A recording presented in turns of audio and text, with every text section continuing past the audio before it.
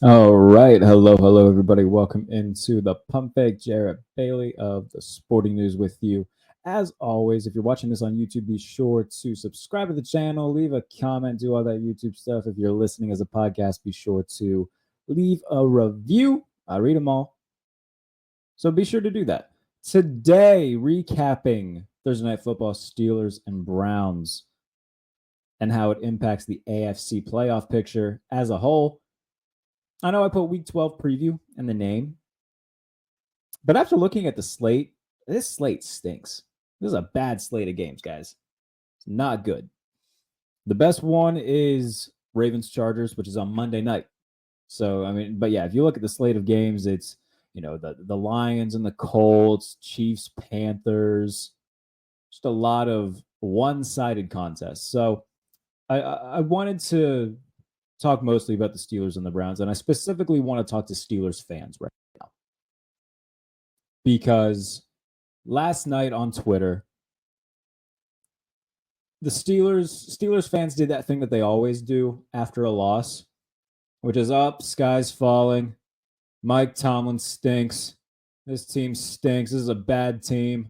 They're not going anywhere. They're going to lose every game for the rest of the year. And I know that things are crazy when I become the voice of reason. Because my whole thing is, hey, they're 8-3. They're sitting atop the AFC North through 12 weeks. Maybe simmer down a bit. Now, if you follow my content, if you watch AFC North Talk with me, Ace, Sonny, and Q, you know I picked the Browns to win. I went into this game expecting a loss. Why? Well, the Steelers have won 5 straight. It felt like they were kind of due. But also, they were playing on the road on a short week against a division rival. They've never won on the road on Thursday against a division opponent in the franchise's history. They were 0-7 entering the game. They're now 0-8 all time in Thursday road divisional games. And they're coming off a game against Baltimore, which is by far their toughest game of the year, 4 days prior. All of that added up to, yeah, they're probably going to lose this game. And it's not the end of the world. Now, I'll listen to all the caveats and all the complaints saying, oh, man, now Mike Tomlin, all the losses to bad teams in the back half of the year. Because last year they lost 2 consecutive games to two-win teams. They lost to Arizona and New England. And now losing to another 2-win team. Yeah, they're 0-3 in their last 3 games when they play teams that are 2-8 or worse. That's not great, and I totally hear you on that. And by the way, coaching last night was a problem. Not just Tomlin, but I would say more so Arthur Smith. Because on just about every first and second down, when everybody in the building and everybody at home knew that they were going to run the ball, they ran the ball straight into the teeth of a Browns defense that knew they were running the football. And by the way, when they did decide to throw the ball, which wasn't nearly often enough, Russell Wilson played well. They went 21 of 28, 270 and a touchdown. There was one play where Pat Freiermuth got behind the defense. Russ didn't see him. He kind of just dumped it off to Darnell Washington. He took a couple sacks that he probably shouldn't have taken. I'm not saying Russ played perfect, but he played well. The biggest issues with the Steelers last night were their defense, especially in crucial situations. Their pass rush was non-existent whatsoever. TJ Watt didn't have a sack. The only sack came on a Nick Herbig strip sack, which is great. That's a great splash play. But you're playing a Browns depleted offensive line. They're on their 3rd left tackle. You can't get more than 1 sack. You can't get pressure on Jameis Winston, who was able to just stand there and carve up the Steelers in the most crucial of times. The Browns went 4 for 4 on 4th down last night. That's atrocious. And the Steelers couldn't play a coherent game. Like, the offense struggled in the first half.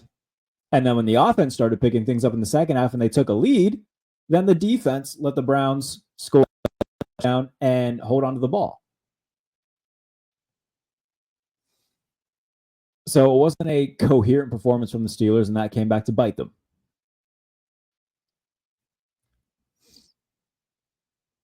And with all of that said, it's okay. Would I love to be sitting here? Like, I'm a Steelers fan. Everybody who's followed me for a while knows that. Would I love to be sitting here talking about a 9-2 football team? Sure. Instead, I'm talking about an 8-3 one. Now you got to get ready for the Bengals. And by the way, I think they're going to lose the first game to the Bengals. I think they'll be 8-4, and they're still going to be a playoff team. And you look at this back half, everybody's talking about how hard it is. They usually play the division pretty well. I think they'll win the rematch with Cleveland. I think they'll split with the Bengals, and I think they'll beat Baltimore again. I don't think they're going to beat the Chiefs. I don't think they're going to beat Philly, but you could talk me into it. I think they'll go 3-3 down the stretch, go 11-6, win the division, and host a playoff game. And whatever happens from there, we'll see. But if that's what does happen, they're likely the 3 seed, and they'll play either the Chargers, the Ravens, the Broncos, or the Bengals. I know the order in which I would want to see what teams they play. I would probably take Denver as the team I'd want to see them play the most, because I think that that's the team that they have the best chance of beating. I would probably put Baltimore second, Chargers third, Bengals fourth. Now, the Ravens and Chargers play each other on Monday, which is, like I said, the only like really exciting game on this weekend slate.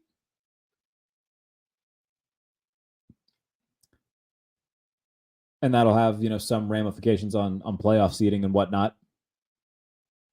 But if the Chargers win, all of this comes out in the wash for the Steelers. Because, yeah, you're not going to get the 1 seed. Had they won, the Steelers would have been tied with the Bills in terms of record. They would have been tied with the Chiefs going into Sunday in terms of wins.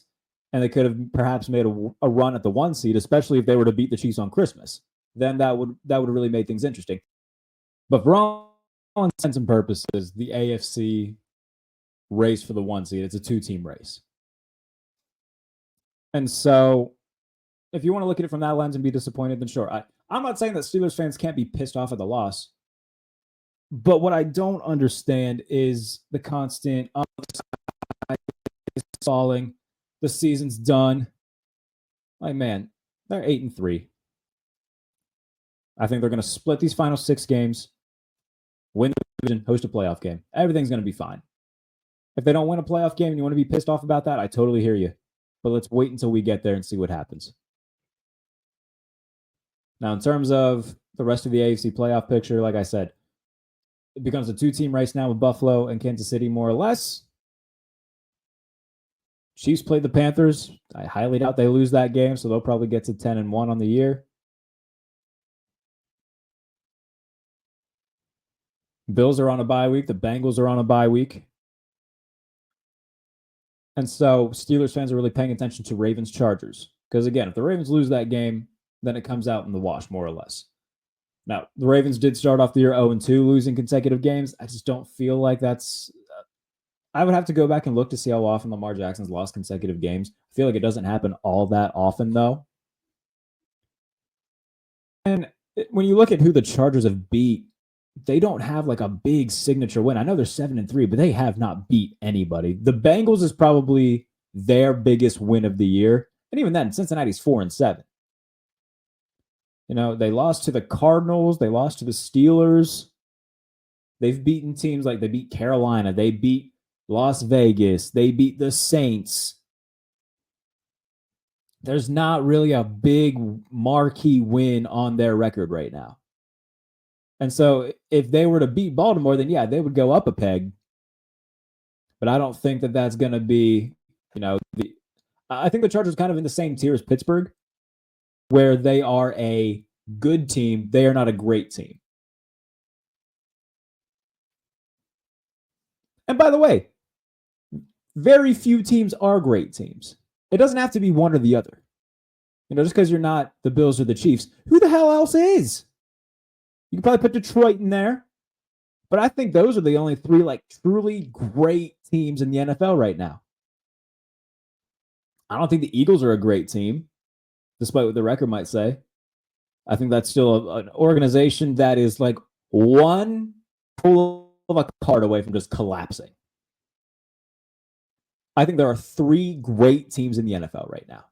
And that's Kansas City, Buffalo, Detroit.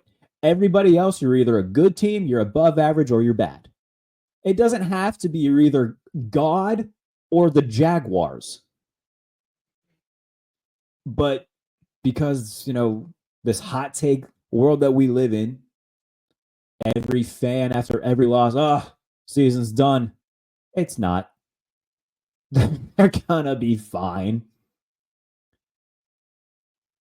So for the Steelers, they're going to this mini bye week. Get ready for the Bengals, which, like I said, I think they lose that game as well. Everybody else is going to freak the hell out. They've lost 2 in a row. Fire Tomlin and parade his body around the south side. Relax. Same thing for the Chargers, though. If they lose this game, they're going to be fine. There's 6 teams right now that I think you can kind of lock into the AFC playoff picture. That's Kansas City, Buffalo, Pittsburgh, Houston, Baltimore, Chargers. And I think it's going to come down to Cincinnati and Denver, who play each other week 17. I think that game's going to be a de facto playoff game. I don't buy the Colts magically putting a run together with Anthony Richardson. I don't buy the Dolphins getting their shit together and suddenly winning their final to get to 10-7. I just don't see that happening. I think it'll come down to Denver and Cincinnati. Denver right now holds that last playoff spot. But those 2 teams will play each other week 17, and I think that'll be a de facto playoff game. Because, again, you look at the Bengals have winnable games. They play the Steelers. I think they'll win that game. They play the Titans. They play the Browns again. They got another cupcake game in there as well that they should win. It's Dallas. They play in Dallas against they should win. So if they go 4-1 or 5-1, if they go 5-1 in their final 6 games, I think they'll get into the playoffs. As long as that loss isn't to Denver. Or hell, even if it is, they can still find a way to sneak in, but it would depend on what the Broncos do the rest of their season as well. So when you look at the AFC, I think there's 6 teams that are basically locked in the playoff spots. Kansas City, Buffalo, Pittsburgh, Houston, Baltimore, Los Angeles. Bengals and Broncos are going to duke it out for that last spot.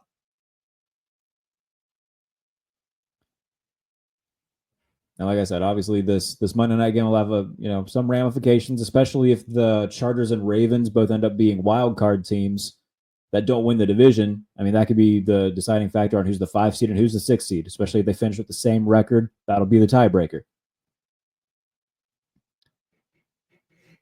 But I think the biggest thing for me coming on today, because like I said, the Week 12 slate, there's nothing like extravagant to talk about. And by the way, as we're recording this, it's been ruled that Brock Purdy's not playing against Green Bay. So even that game looks like it's going to be just complete wash on a game that Green Bay should win. So more or less, this is for me to talk to Steelers fans real quick. Because as a Steelers fan, it's weird to me that I've become the voice of reason in the last 24 hours. They're 8-3. They're still winning the division. I still think they're going to win the division and host a playoff game. And I think they're going to be fine. Everybody freaking out about a loss. I understand it's to a 2-8 team, but it's on a short week coming off a game against Baltimore against another divisional opponent. When you play divisional opponents, you can help but throw the record out the window. I know the Steelers dominated the Browns for the longest time. Well, they also Roethlisberger for the longest time. You don't have that anymore. Which, again, separates the good teams from the great teams, The Chiefs, they got Patrick Mahomes and Andy Reid. The Bills have Josh Allen. The Lions have Ben Johnson. Jared Goff is a good quarterback, and weapons everywhere. Great offensive line, great weapons, good defense. The Steelers don't have anything great, I would say, outside of their defense. And even then, that came up short against the Browns. They have a lot of good. I don't think they have a lot of great, which, by the way, that's fine. Like I said, there's only 3 great teams in the NFL right now, and that's Kansas City, Buffalo, Detroit. Everything else is a jump. So more or less, just wanted to come on real quick for a quick pod and give my thoughts on the Steelers while everybody's freaking out somewhat about nothing. Again, I understand the loss isn't fun. It's never fun to lose, especially to Cleveland. I don't know, a lot of people had problems with what Myles Garrett said after the game. He was talking, saying, I got a lot of respect for TJ Watt, a lot of respect for the Steelers, but I'm number one. I'm the guy. And look, when you win and when you dominate like Myles Garrett did, you get to talk shit. Granted, the Browns are 3-8, and I get it, but hey, They won the game. Myles Garrett can say whatever he wants for the next week. Really, for the next 2 weeks. Steelers and Browns play again. Which, by the way, the Browns haven't won a regular season game in Pittsburgh since 2003. So that'll be another, we talked about the Steelers struggling in Cleveland. Well, Browns are struggling in Pittsburgh as well. So we'll see how much talking is done there. We'll see if George Pickens and Greg Newsome both bring brass knuckles and nunchucks to fight each other on the field. But over the next few weeks, the AFC North is going to really get decided pretty quickly because you're going to have the Steelers playing the Bengals, the Browns, the Ravens. All of this stuff is going to get decided. But as I've said, just wanted to speak to Steelers fans. Take a deep breath. Maybe dial it down a little bit on the doom and gloom. The world is ending for the Steelers, and understand that there's still a month and a half to go, 6 games remaining for them to lock in a playoff spot, which they all but certainly will. And then we'll see what happens when we get to January. Everything is going to be okay. Relax. If you are listening to this as a podcast, please do leave a review. If you're watching on YouTube, please subscribe to the channel, as well as the AFC North Talk channel. Me, Quincy, Ace, and Sonny going live every Tuesday and Wednesday talking everything AFC North. So be sure to go over there as well and check me out over there. I appreciate you guys for tuning in and watching. Enjoy your weekend of football. We will be back on Monday. We'll see who the co-host is with me. It might be JP. It might be Verderam. We'll see. It might be Mike Tanier. We'll see. But regardless, appreciate you guys for watching, listening, whatever you're doing to take this in. Appreciate you. Enjoy your weekend. And we'll be back next week. This is the Pump Fake.